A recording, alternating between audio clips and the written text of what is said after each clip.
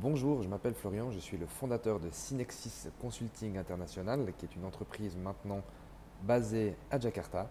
Je suis arrivé à Jakarta il y a 2 mois. J'ai fait 4 mois à Bali et de base, je suis en Suisse. Donc j'ai aussi une entreprise en Suisse dans le domaine de l'immobilier. Mon objectif, c'est de faire le maximum pour améliorer la qualité des biens immobiliers ici, faire du contrôle et servir d'intermédiaire entre mes clients en Suisse, les investisseurs et des propriétaires qui veulent vendre ici à Jakarta ou à Bali leur maison ou leurs appartements. Le but de cette vidéo, c'est maintenant de faire un petit peu le point, étant donné que je suis arrivé il y a 2 mois à Jakarta. J'ai fait avant ça, comme j'ai dit avant, 4 mois à Bali. Et je voulais parler un petit peu de mes difficultés personnelles, des difficultés du pays et aussi des choses que j'apprécie dans le pays. Donc voilà un petit point en une dizaine de minutes. Pour commencer avec les difficultés personnelles, ma plus grande difficulté, c'est que je suis seul. Je suis seul à l'autre bout du monde.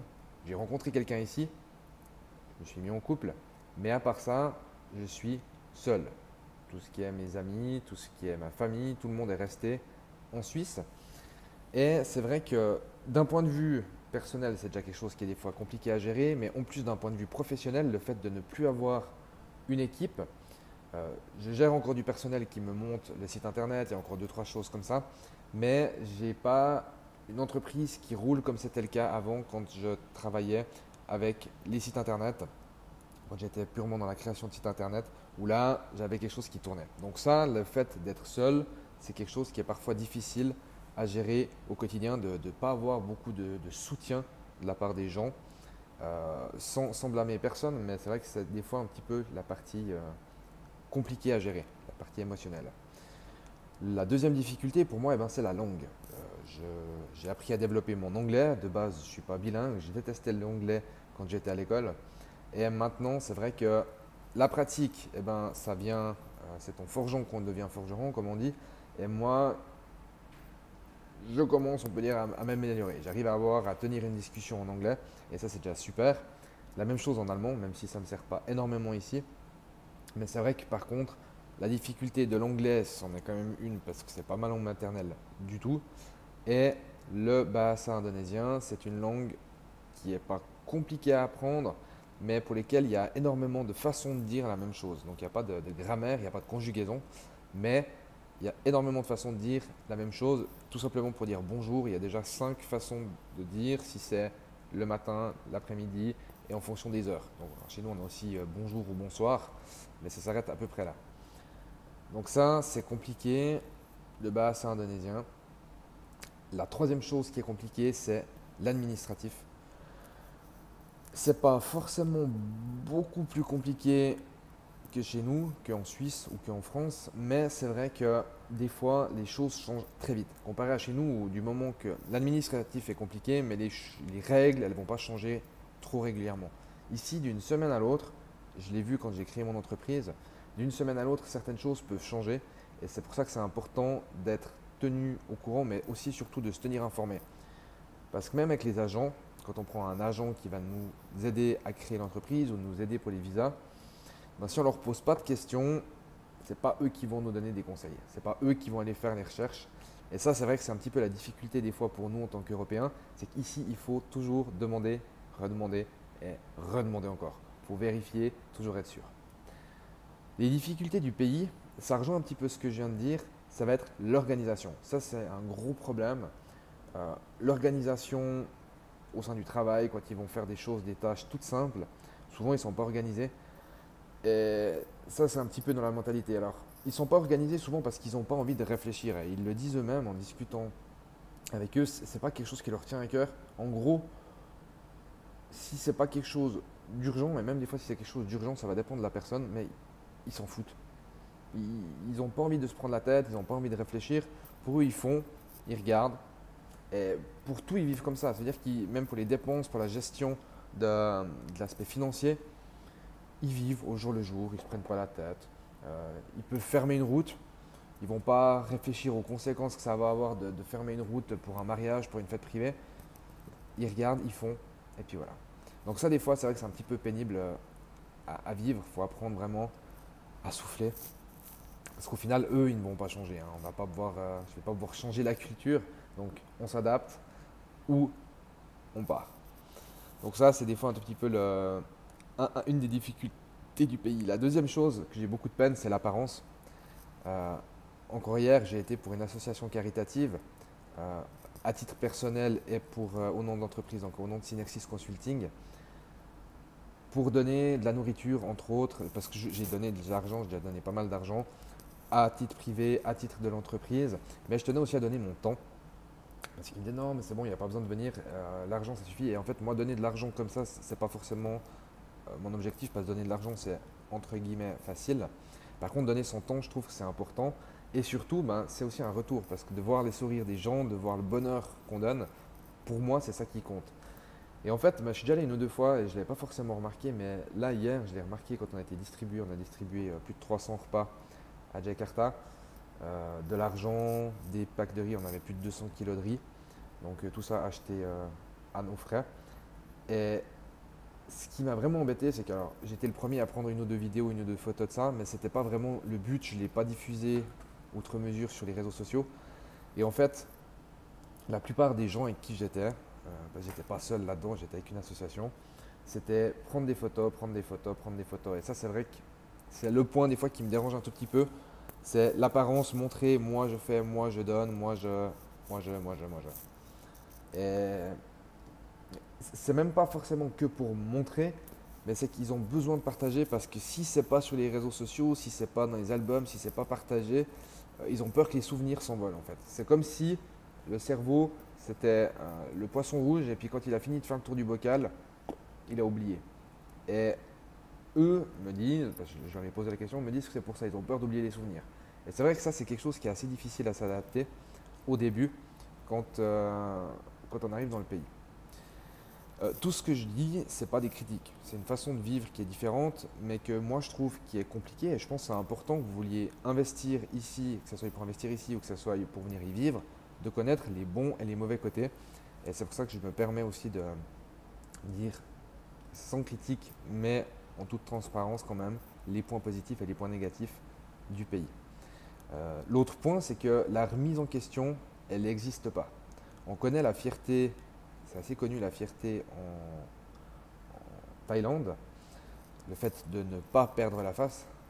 Et bien, en fait, je remarque ici en Indonésie que c'est pareil, voire pire. Un chauffeur qui se trompe, un chauffeur qui va se tromper de route, qui va être en retard, qui va faire un accident ou quoi,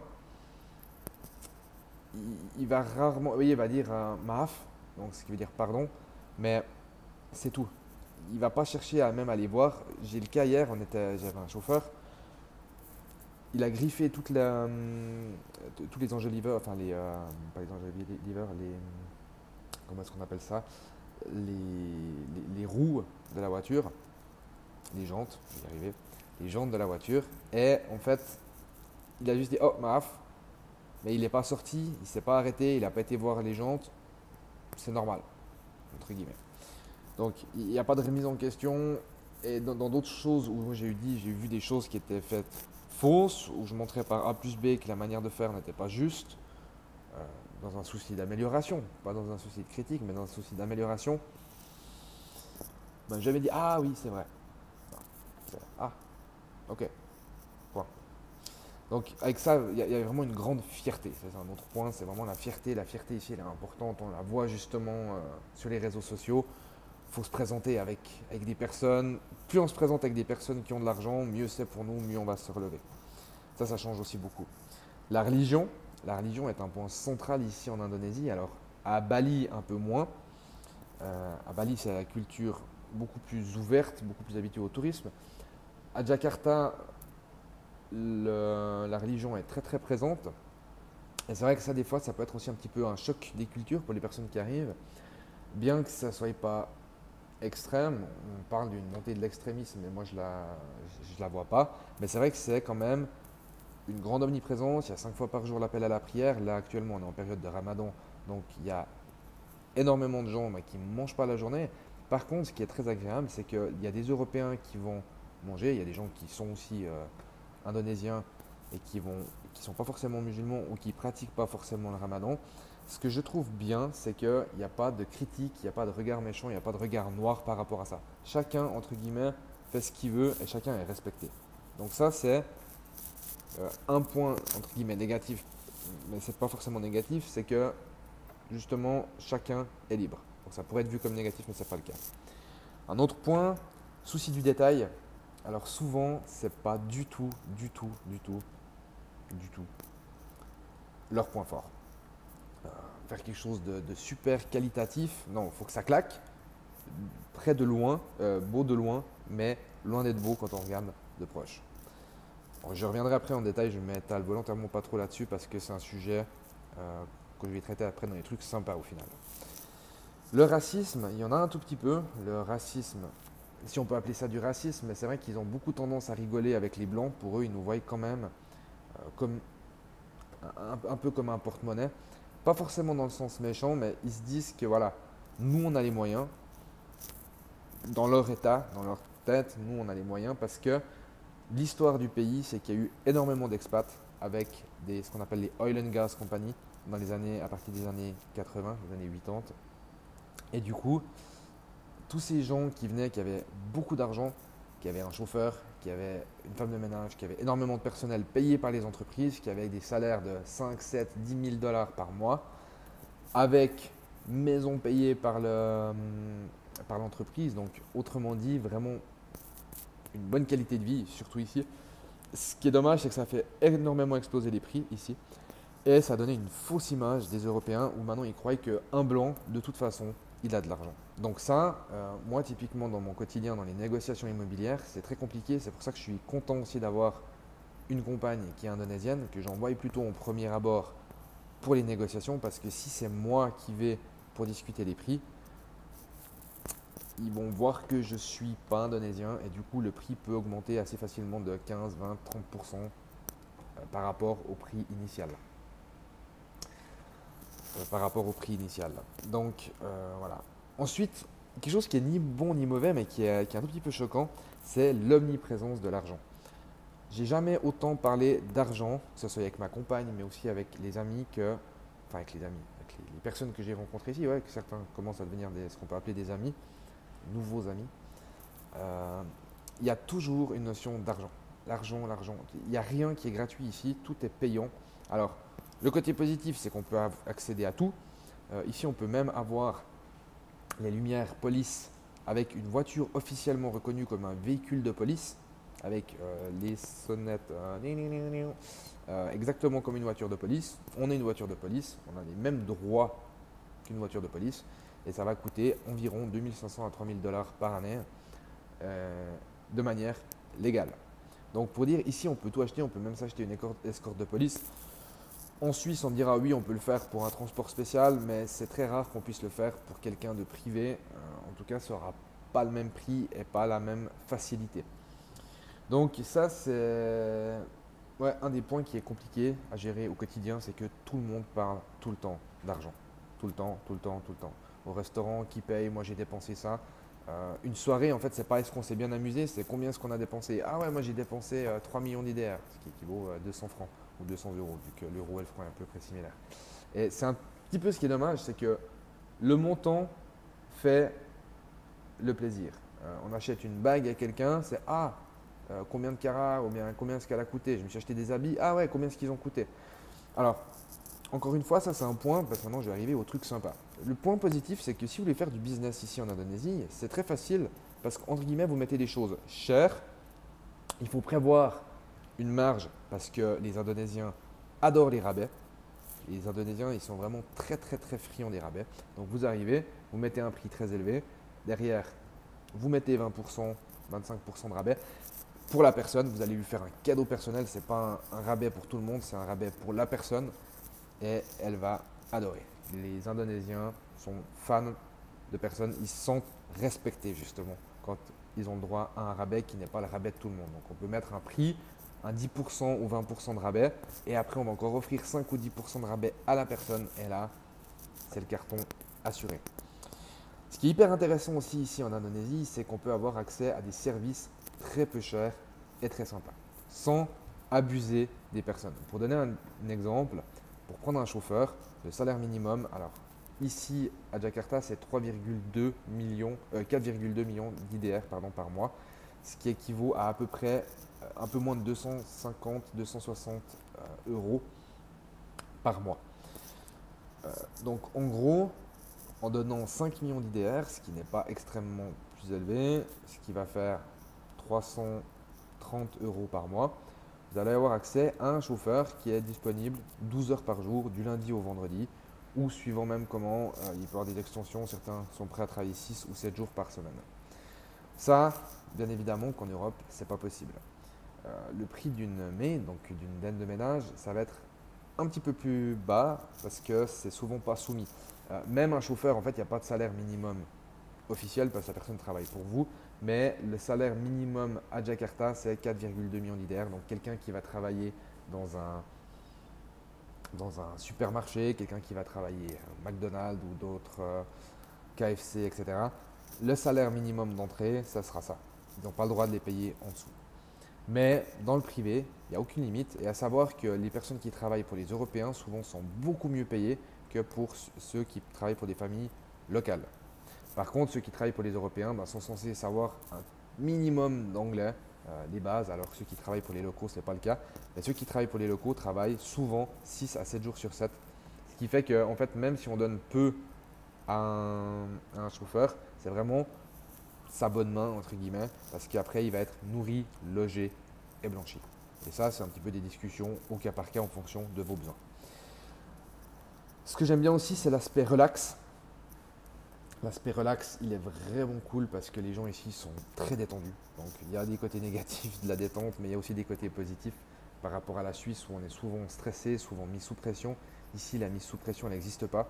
S'ils n'ont pas fini quelque chose, c'est pas grave.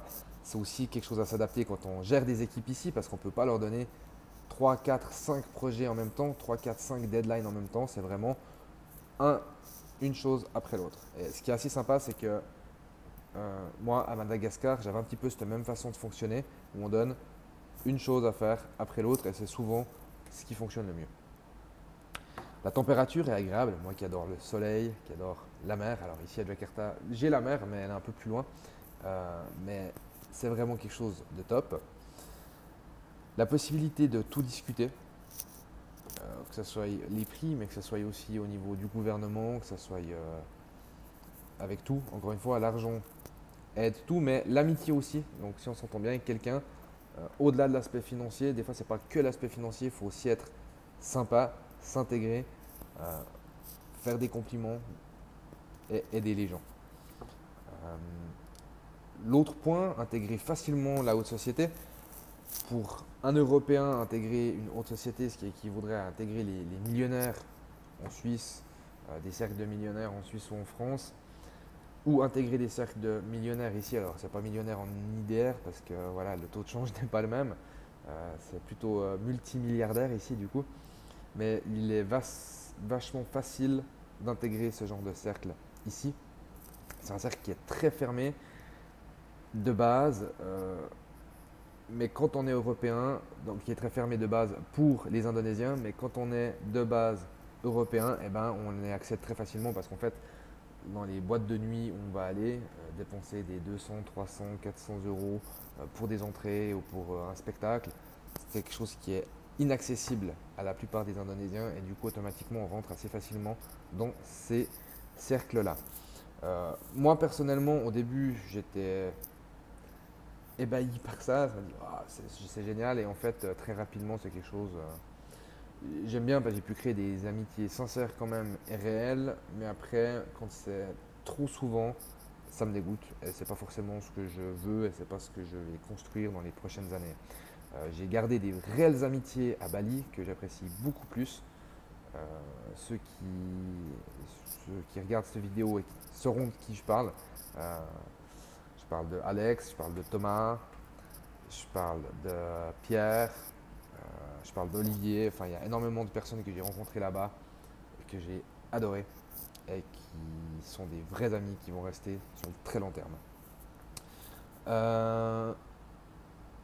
moi, ce que j'ai envie de terminer ce que j'ai envie de faire comme conclusion pour cette vidéo, c'est qu'en fait, il y a énormément de choses qui ne fonctionnent pas ici, énormément de ce qu'on pourrait appeler des manquements, mais il faut les voir, apprendre à les voir comme les opportunités. Je parlais des soucis du détail avant, que j'allais revenir en détail dessus justement.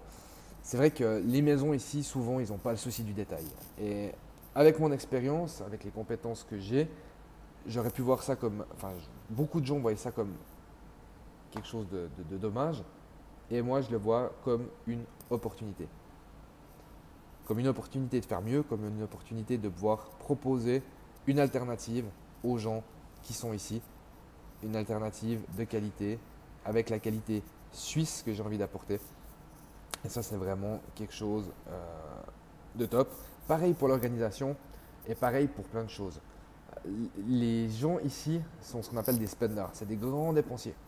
Ils dépensent énormément et facilement d'argent, encore plus en période de Ramadan et pour plein de choses. Autant pour des montres de luxe, et chacun à son niveau. Mais même les personnes qui vont gagner 200 ou 250 euros par mois, c'est des gens qui vont beaucoup et facilement dépenser à leur niveau, autant pour des choses pour eux, pour des choses matérielles, mais aussi pour les gens. Ça, c'est aussi quelque chose qui est important. C'est des gens qui ont vraiment le cœur sur la main. Même les gens de la très haute société, ils vont quand même aider. Je disais avant, voilà, certains savent qu'ils aiment bien faire les selfies et tout. C'est une partie de la population qui est comme ça. D'autres le font pour se rassurer eux-mêmes et d'autres le font réellement par passion. Donc, il n'y a pas de tout noir, il n'y a pas de tout blanc. Et certains, c'est un mélange. Ils le font partie pour le selfie, ils le font partie pour la bienfaisance. Et c'est vrai qu'il y a énormément de gens qui vont demander de l'argent dans la rue ou qui vont chanter ou qui vont faire des choses comme ça. Les gens n'ont pas peur de demander. Et je l'ai vu hier quand on distribuait ces repas. Les gens n'ont pas honte. Les gens n'ont pas honte de venir chercher les repas. On en a même donné à des chauffeurs de Grab. Donc c'est ceux qui sont avec les scooters, les motobikes, Grab, etc. Tout cela, ben voilà, c'est des gens qui n'ont pas forcément énormément de moyens parce qu'ils n'ont pas de travail fixe. Et voilà, leur fait de leur offrir un repas, c'est des gens qui vont apprécier ça, ils ne vont pas se sentir mal à l'aise. Donc voilà, bah au final, la vidéo qui devait durer 10 minutes, on a duré 22-23 minutes, mais j'espère que vous aurez pu apprendre un tout petit peu mieux le quotidien de la vie ici en Indonésie. Et si vous avez des questions spécifiques, si vous souhaitez venir vous installer en Indonésie, si vous avez des questions comment créer un business, comment investir ici, comment acheter ou louer, eh ben, je me tiens volontiers à votre disposition. Et puis en attendant, moi je vais continuer avec environ une vidéo par semaine qui vous explique mon quotidien ici. À bientôt, merci d'avoir regardé cette vidéo jusqu'à la fin. Ciao.